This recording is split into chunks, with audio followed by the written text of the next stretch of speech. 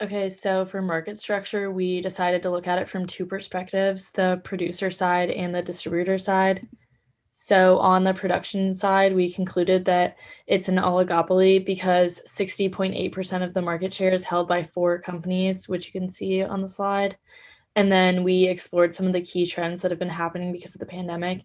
And that's that the revenue loss has made some smaller producers unprofitable, which has pushed them out of the industry altogether. And we think that this trend is going to continue, and we're going to see more consolidation in the production side of the market as smaller players continue to be forced to leave the market. Sweet. So on the distribution side, we also determined that this was an oligopoly. As you can see here, for both theaters and streaming, the majority of the market share is controlled by only a couple companies. And from the theater perspective, I'll first kind of explore some of the key trends there.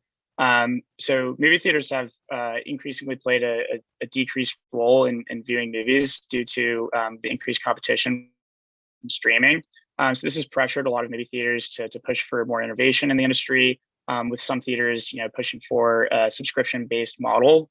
And you might wonder why so many movie theaters are staying open despite this decreased demand due to the pandemic. And according to this scholarly source, we find that because it's an oligopoly during periods of negative profit, many theaters decide to stay open longer than they should, while taking a loss in order to attempt to outlast the competitors and gain the additional customers and the value of other customers, other competitors leaving the market.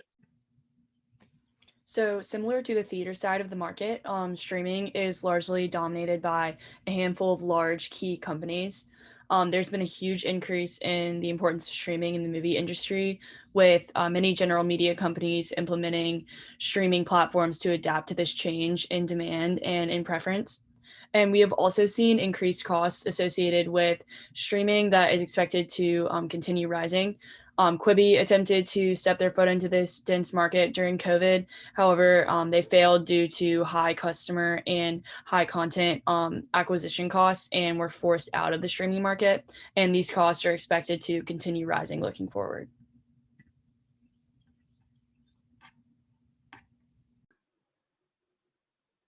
From July to August, around the time movie theaters began to reopen their doors, there was a 2.7% decrease in personal income, but consumer expenditure in movie theaters sharply rebounded to 239%. This points to a largely negative income elasticity of demand of 88.52 for the 2-month observation period, which, under normal pretenses, is indicative of an inferior good. However, this negates confounding factors that influence consumers' decisions. Alternative avenues of spending, such as eating at restaurants, going to the mall, or traveling/vacationing, either had elevated health risks or were inaccessible at around the same time. Moreover, overall spending at movie theaters remained well below pre-pandemic levels, which makes the previous spending data and the like misleading. Under the pretense of pre-pandemic conditions, going to the movies is a normal, private good. It is excludable because you have to pay for admission, and rivalrous because there are only so many seats in the theater at a given time.